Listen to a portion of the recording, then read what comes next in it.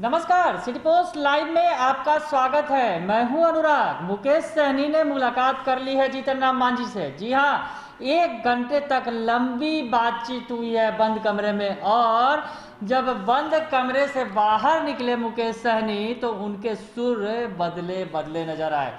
जी हां, मुकेश सहनी कह रहे हैं कि हमारी हैसियत ही क्या, हम लोग छोटे लोग हैं, मल्लाह हैं और सहनी है, इस तरह की बातें करते हुए नजर आ रहे हैं मुकेश सहनी।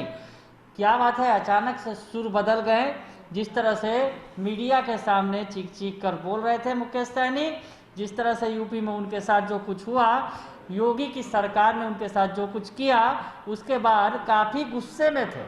हालांकि मांझी से मिलने के बाद लगता है उनका गुस्सा कुछ कम हो गया है, गुस्सा कम हो गया है। हालांकि इतना जरूर कह रहे हैं कि बिहार में जो रिश्ते नहीं बिगाड़ेंगे लेकिन यूपी में छोड़ेंगे भी नहीं, यानी यूपी चुनाव लड़ेंगे मांझी, माफ कीजिएगा मुकेश सहनी, लेकिन अभी फिलहाल वो रिश्ते बिगाड़ने के मूड में नहीं दिख रहे हैं। जिस तरह की बात कर रहे हैं, पहले आप उनको सुन लीजिए, उसके बाद बताएंगे कि आखिर बातों का मतलब क्या है। मुलाकात हुई है मांझी जी से आज, क्या अरे मांझी जी हमारे अभिभावक, मांझी जी हमारे अभिभावक हैं और हमेशा मिलना जुलना तो लगा ही रहता है।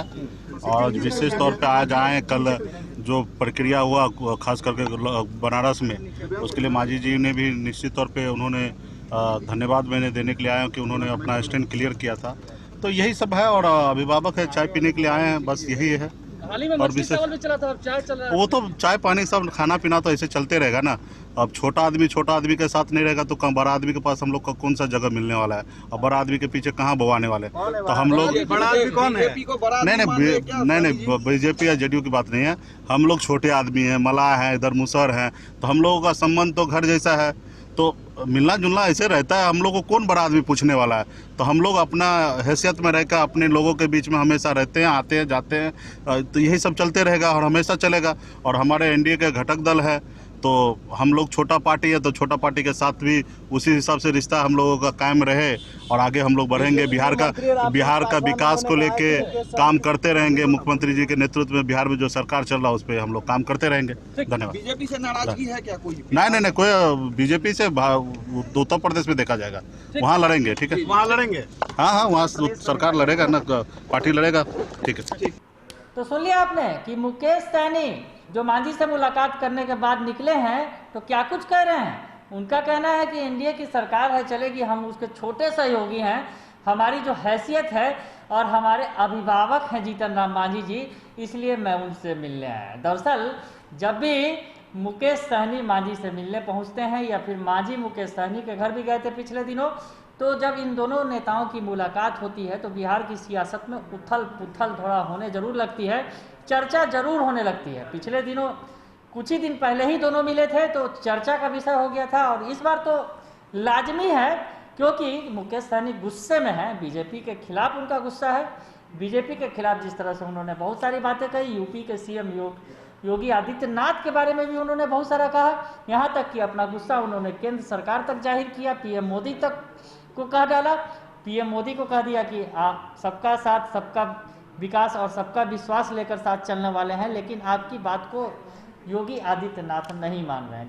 दरअसल मुकेश सहनी को यूपी में जब जिस तरह से नज़रबंद कर लिया गया एयरपोर्ट पर, और वहाँ से उन्हें रिटर्न बैक कर दिया गया, बैक टू पवेलियन, वो पटना चले आए और पटना में आकर खूब गरजे थे। और आज इसकी वानगी और देखने को मिली, इसका एक और प्रकरण देखने को मिला कि एनडीए की बैठक में ही वो शामिल नहीं हुए, और सवाल खड़े कर दिए कि एनडीए के अंदर उनकी सुनी ही नहीं जा रही है तो बैठक में शामिल होने का क्या फ़ायदा। ये इन पूरे गुस्से के बाद अब मांझी से मुलाकात उनकी हो गई है, मांझी से बंद कमरे में बात उनकी हो गई है, और उनका कहना है अब ऑल इज़ वेल है। हालांकि जिस तरह से मुकेश सहनी के जो तेवर हैं, मुकेश सहनी जो कुछ कह रहे हैं, उसके मायने ज़रूर लगाए जा सकते हैं।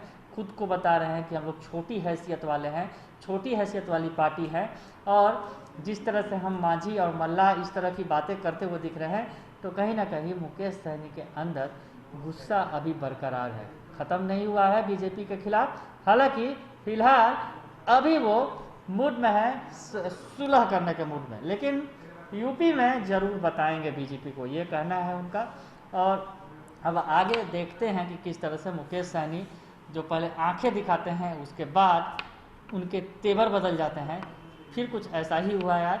पहले उन्होंने आंखें दिखाई, एनडीए को आंखें दिखाई, बीजेपी को आंखें दिखाई, सीएम नीतीश कुमार को भी खरी खरी करी, और अब मांझी से मुलाकात के बाद उनके सुर बदल गए। तो अब दोनों के अंदर क्या बात हुई ये तो नहीं कहा जा सकता, लेकिन फिलहाल लगता है कि जीतन राम मांझी जी ने उन्हें समझा दिया है कि एनडीए में ही रहने में भलाई है। बने रहिए सिटी पोस्ट लाइव के साथ, तमाम खबरों से आपको अपडेट कराएंगे। फिलहाल के लिए इतना ही, धन्यवाद। देश के सुप्रसिद्ध कथावाचक आदरणीय श्री श्याम सुंदर पराशर जी की पावन उपस्थिति में भाई श्री गुप्तेश्वर पूर्व डीजीपी के मुखारबिंद से श्रीमद् भगवत कथा वृंदावन के पराशर अध्यात्म पीठ फेज 2 चैतन्य विहार कॉलोनी से दिनांक 25 जुलाई से 31 जुलाई तक प्रतिदिन अपराह्न 3 बजे से 6 बजे तक होगी।